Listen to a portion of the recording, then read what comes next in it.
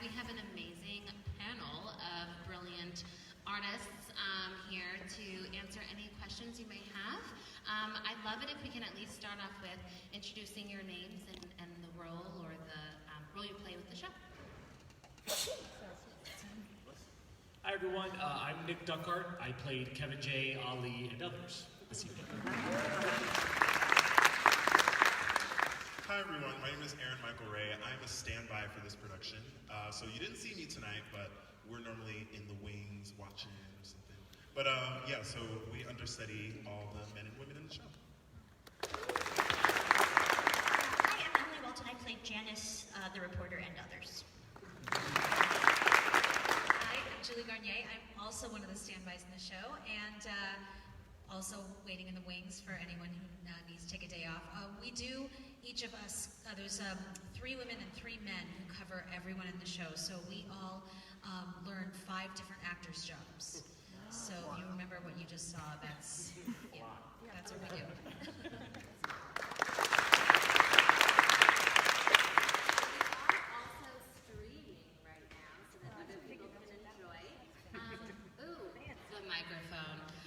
So this is the best, this is so exciting.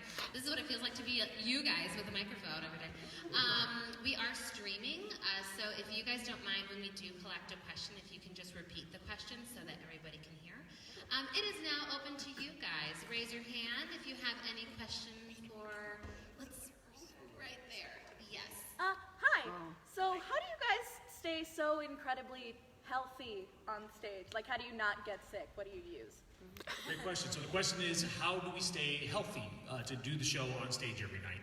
I think we all have our separate regimens that we do. I know rest is a big one. We do a lot of traveling. That can take a toll on our body. I think we can all say that that is the hardest part about our job, is the constant traveling. So making sure that when we do have the opportunity to have rest or to take some rest, to actually take advantage of that. And really just maintain a healthy diet and do our vocal, except for New Orleans, which we didn't have a healthy diet. We were there. None of us did, and also not next week in Miami. So basically, just one week a year, basically, just make sure we eat clean. But no, just kind of do the thing, take a lot of vitamin C and things like that. But rest is the most important thing, I think. Anybody else want to add to that? For me, it's just water. Water, and more water. Because the show is, and truly nothing else. And because the show is, an hour and 40 minutes of just nonstop, and it just keeps going, and you're shot out of a cannon, you actually don't have time to, you barely have time to even, use the restroom. Oh, hey there.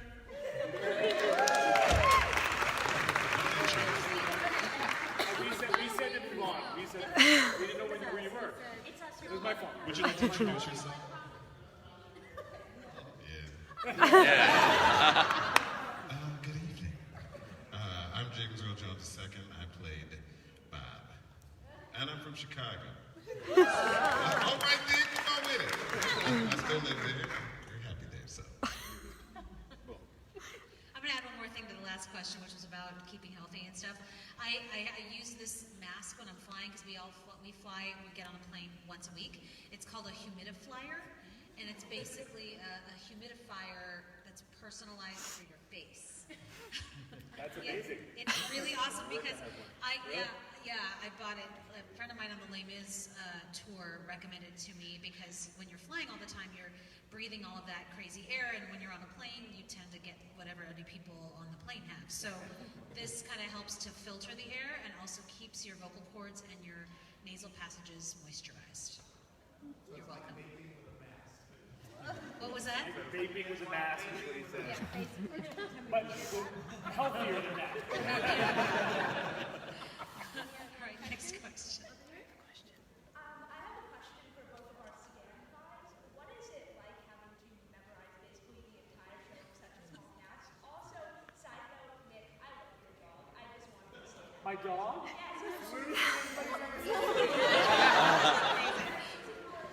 Thank you for following her. Lucy_the_Chouini, if you guys I'll save the microphone just so everyone at home can get it. So the question was for the standbys, what's it like to memorize basically half the show? And then she also commented that she loves Nick's dog, Lucy the Chewini. And it's on Instagram, because I also follow, everyone please follow on Instagram, Lucy_the_Chewini. Yeah, she's fabulous. She's the fiercest Chewini on the planet. It's hard. I don't even know, it's just difficult. It's difficult to memorize the lines, it's difficult to memorize the accents, it's difficult. People also forget that we also have to learn all 3 vocal parts, because depending on the role that you're playing, you're either singing soprano, second soprano, or alto. So because there's only 2 people, there's 6 women on stage and 6 men on stage, and each one is on 2 parts. There's 2 people on each part. So you can't just go singing soprano every single time you're on stage, as much as I would love to do that. It's just not a possibility. So you have to also remember, oh, I'm playing Janice today, I've got to sing soprano. I'm playing, Beulah today, she's an alto. And remember that on top of everything else. So it is exceedingly difficult, to say the least. We rehearse a lot. That is such a great question, because it's not an easy job, but I think the thing I love about it is that it's such a big challenge for me, and I know I need to be constantly mentally stimulated. And this show, even if you're just doing 1 track, you are so focused on like, where's the next chair go and things like that. But I always say that I feel like if I were to swing any other show or whatever again, it would never be as great as this, because I just love the range of all the characters that we get to cover, and it's just fun to have permission to learn all these other roles, because you sometimes don't get to do that. I always say that if I do this in any other show, it's going to basically be a vacation after this. It's basically just going to Tahiti, because, yeah. So, speaking of the accents, how much time did you spend through, I guess, initial rehearsals, or is that something you still work on? I'm switching between accents all the time, especially the Canadian accent. Yeah. Always So, fun. oh, sorry, go ahead. No, go ahead. So to repeat the question, it's how do we, why am I looking right at the camera? Hey everyone, hi, ladies and gentlemen. We did the accents in the show,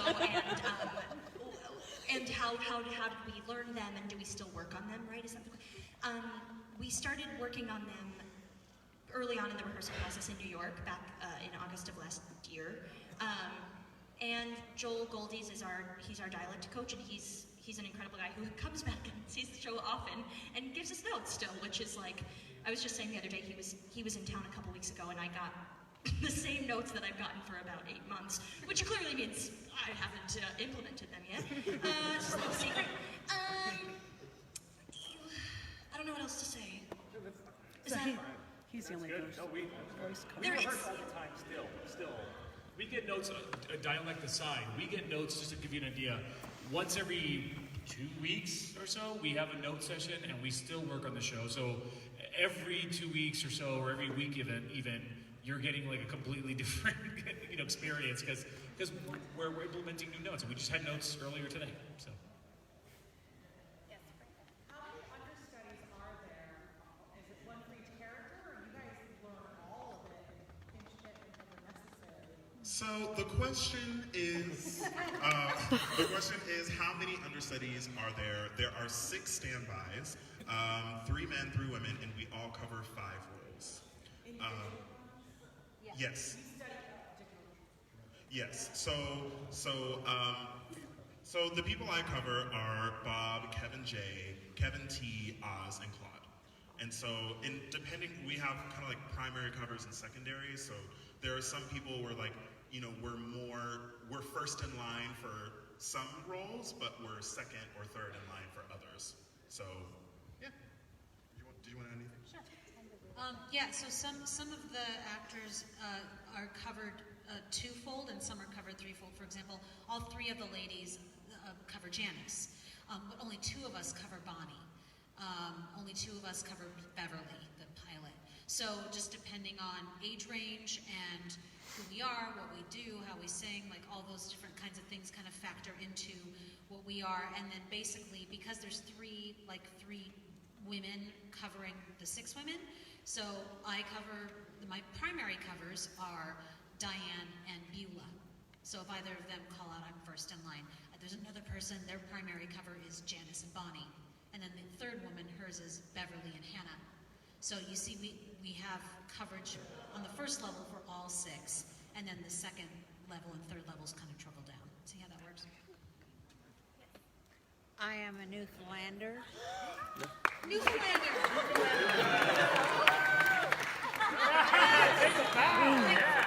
From where in Newfoundland? St. John's. St. John's. And I'm half, of course. I'm very proud of it. And I want to know if any of the people who played the parts Went to Newfoundland. Went to That was my Newfoundland. question. Any of you been to Newfoundland? You went? Okay. When did you go? Last August, and I spent 5 days. We were there August too last year, actually. Just about a week before we started rehearsals. I And spent my anniversary there in July In last Canada. In year. August. We were there for the Yeah. regatta. Were you there for the regatta in St. The John's? big Okay. regatta Right. goes back to Came Queen right before the Victoria. Yeah. Hey. Oh, sorry. The question was, did anyone go to, I just raised my hand. Did anyone go to Well, Newfoundland? Has anyone of us been to On the Newfoundland? cast. Or Yeah. any of the Yeah. who are playing this part. Yeah, and you're going in July, right? He's going in July. You like Yeah. that Irish whiskey? During the layoff, yeah.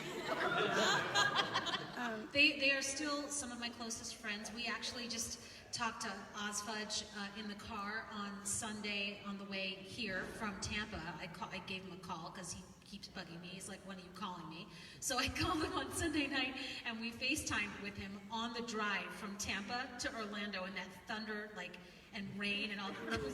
There's Oz sitting in the front seat of our car, and we're just chatting with him the whole time from Gander. They're the loveliest human beings, and if you ever get a chance to You go. got that right. Newfoundland is such a beautiful place. It is so tranquil and so serene, and it's just, people invite you to their house for cheesecake. People I didn't never met, they're just like, come over, I have cheesecake. I'm like, all right. So it is literally everything you see up here is exactly who those people are and more. Newfoundlanders are the best. And when you go to Newfoundland, you be sure to kiss the cot.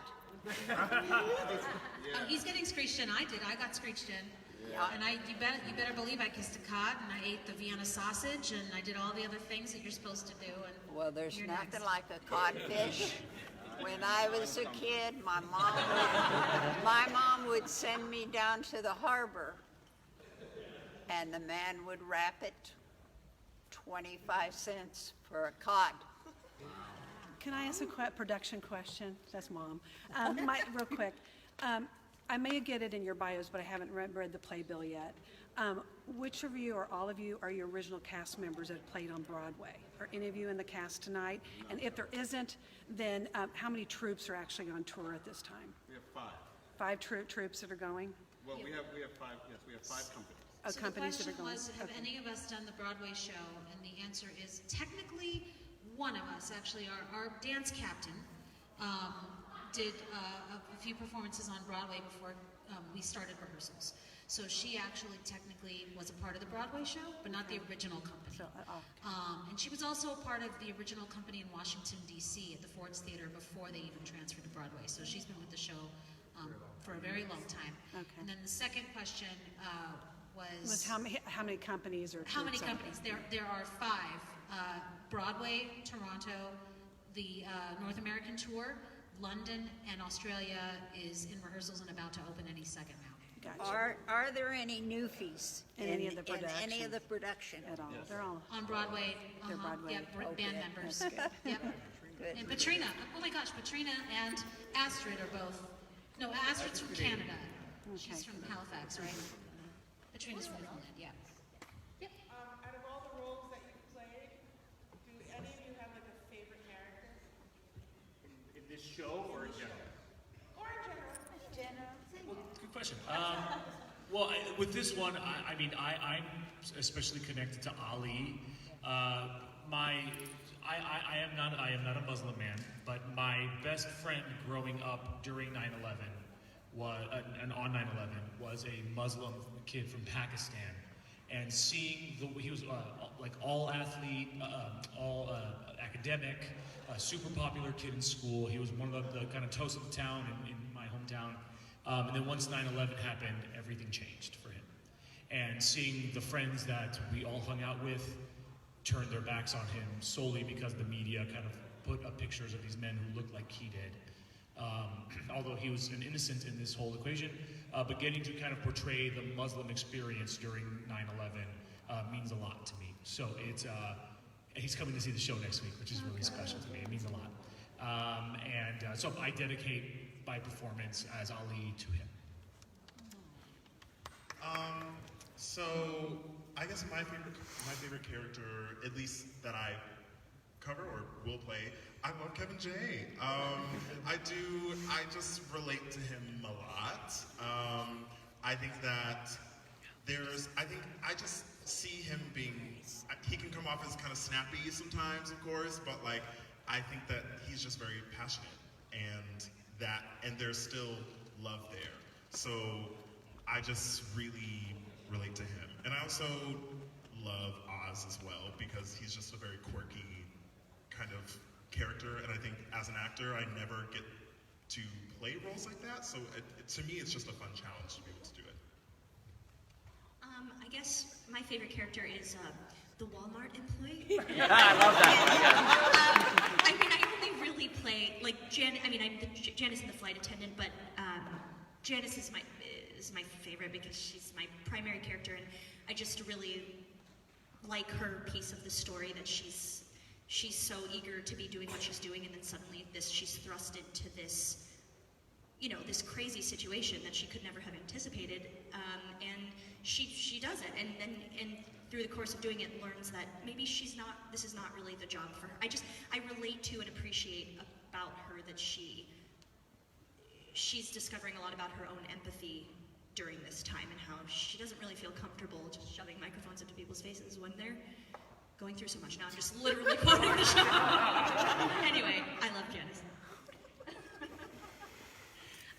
My favorite of the five that I know is Diane. I just love her.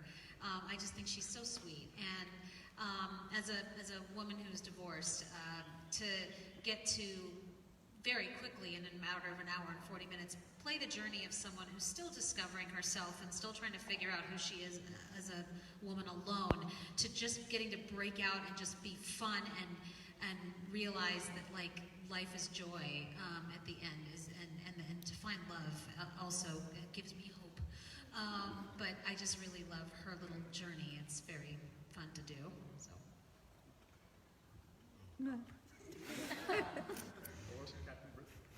Yeah, I mean, Captain Bristol is it's pretty high. But no, I mean, Bob is obviously, for me, I have a great time playing Bristol, but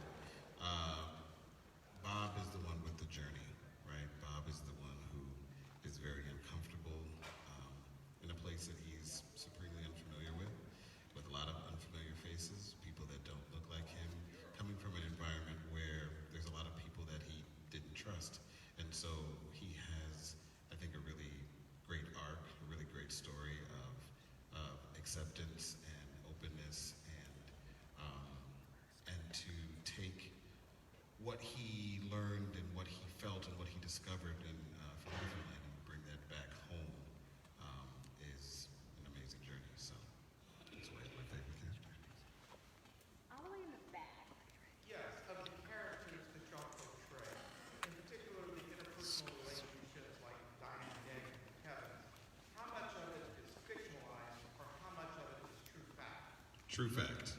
All of it. True fact. Everything you see today is true fact. The only thing is that's, I'm sorry, you want to repeat the question? The question is, in the relationships. Thank you very much. The question is, in the characters that we portray, especially the interpersonal relationships like Diane and Nick or the Kevins, how much of it is true? And the answer is everything you saw on the stage today, all the stories are true. Everything is true. including the cardiologist. That is true. Everything is true. Now, the only, I guess, thing that kind of gets skewed a little bit is that some of the characters are amalgamations or combinations of different experiences and different characters. For example, Janice Mosher is a combination of Brian Mosher and Janice, I forget her last name. Yep. Anyways, two people. And it's all based off of interviews that took place on the 10th anniversary of this occurrence on 9/11 in Gander. So all the stories are based off of true information that was provided based on the interviews that took place. Great question. So this is a very emotionally charged show, of course, and now you're in Orlando on the 3rd anniversary of Pulse. What was that like for you? It's very special today. So the question was, what was it like to do the show here in Orlando on the 3rd anniversary of the Pulse massacre? And it was, I wasn't on today, but it was very special in so many ways. Some of us went to the bell chime event today. We went to the roof of this theater and we saw some people, gathering at the church across the street. And we also had, just within our company, we had a moment of silence before the show, and we took 49 seconds to just, have a moment of silence and remembrance of all the victims. And that's something that's really important to me because it is Pride Month. And so to me, that's what Pride is all about. And not to get political or anything, I just think that events like that where we can, not celebrate, but, know that there are, or at least the victims that were, that unfortunately lost their lives, we just take a moment to remember them. And that's something that was really important to me, and I've been wanting, I was really looking forward to Orlando for that reason. So I'm glad that you said that question.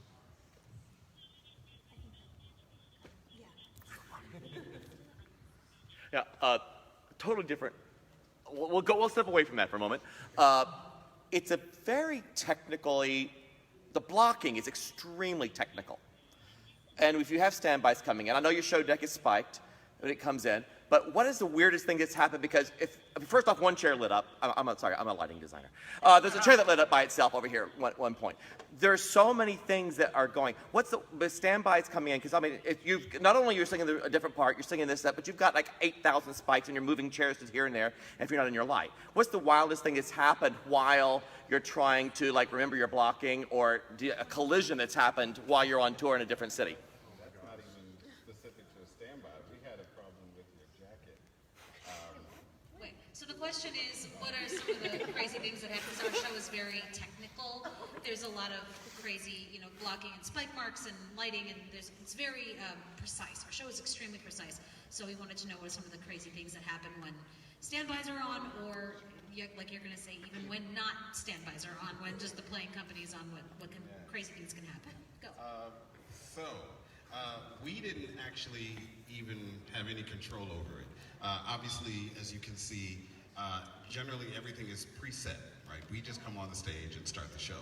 But what happened was, sometimes the chairs look very similar. Just a little bit of a difference. And so, very early on, I'd say maybe 2 months in, maybe 3, we had a chair that has little lips on top, little lip. Right. And so we had another chair that looked just like it, and it was preset in the wrong place, right? So we're on the plane, in our little plane scene, and normally she hangs her jacket on the chair. Well, there's no little thingies to hang. So she was like swinging around, she put it down, it fell.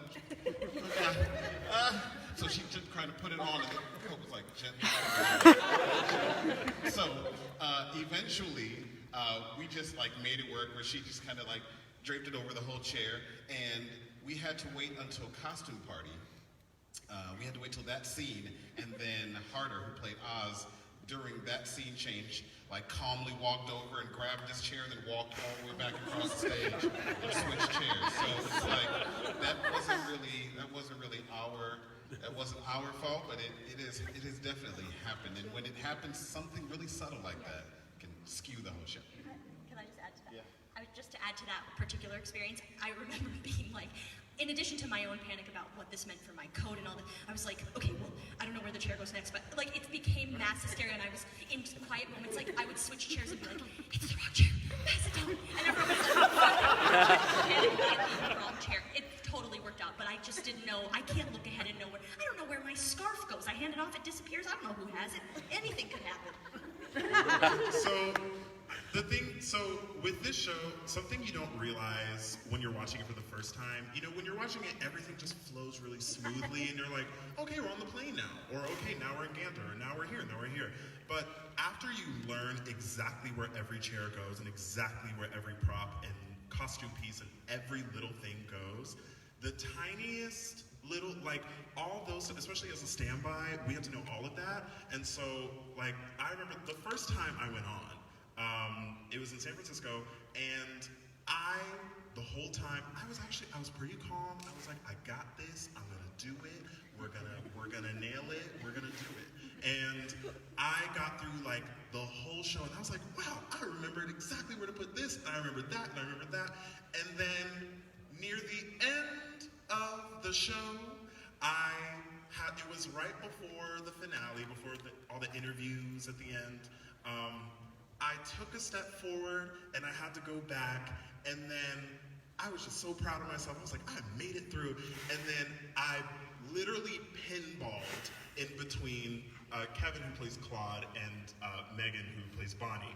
And I just was walking back, and I truly bumped into them on my way to a chair, and I was like, oh my gosh. They saw all of that. They saw the whole thing. My show was ruined. Drama. Just drama. But those things happen all the time. But the good thing about this company and with this show is something I always say at Talkbacks is that our blocking is literally you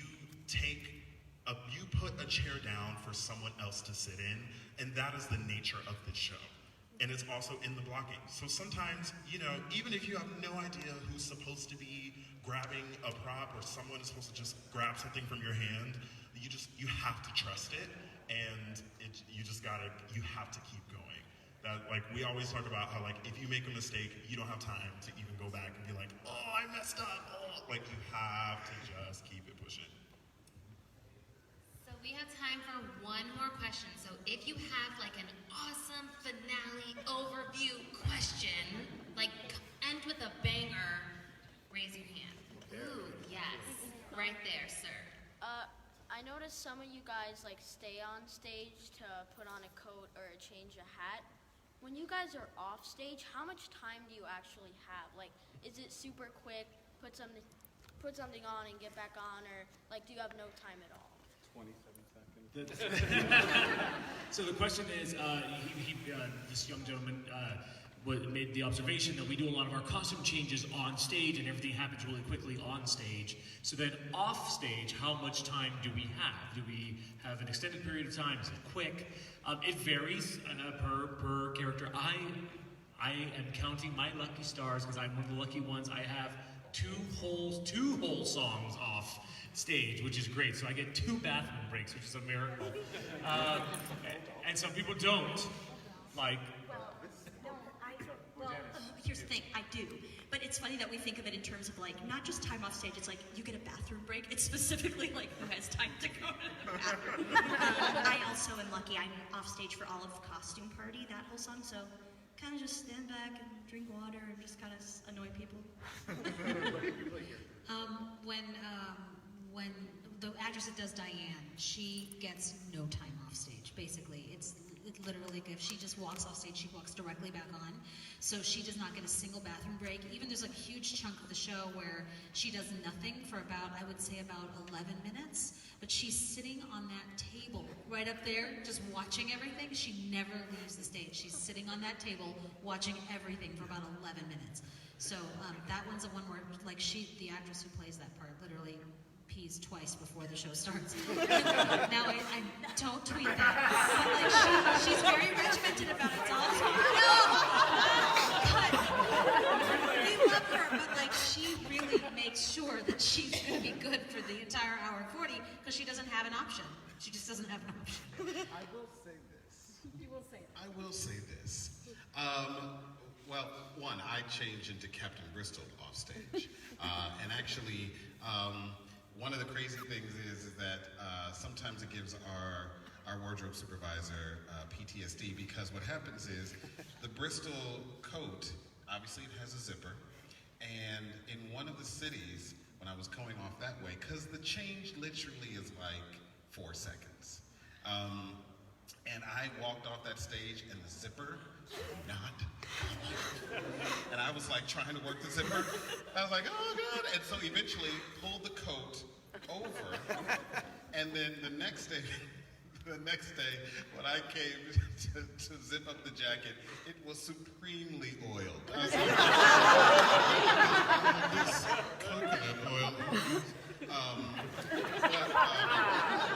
I will say that yes, we have very quick moments. Some people have no time. But if you absolutely need it, the best thing to do is to have your bathroom break at a time when you're not actually doing anything, and when the next transition happens, you make it happen. There was a time I was like, oh my God, I have to go to the bathroom, and I left during Me in the Sky.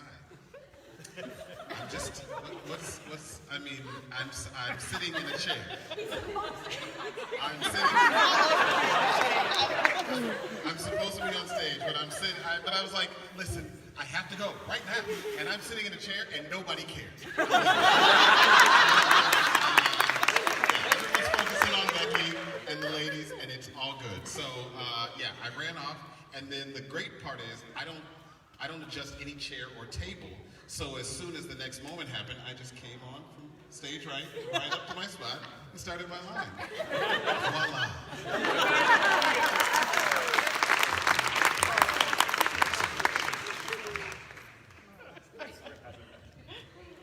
Thank you. So that thus concludes our chat back, but I do want to just say on behalf of all of us, thank you so much for taking time to talk to us. And I think especially, I saw the show last night. I was thoroughly weeping, though tears did not stop. But thank you on behalf of all of us for bringing the story here, and especially all of us in our different areas of the U.S. or throughout the globe. We all experienced that day together, and we all got to share in that reflection, and also got to celebrate in the hopeful future together. And thank you so much for bringing that to Orlando. Thank you so much.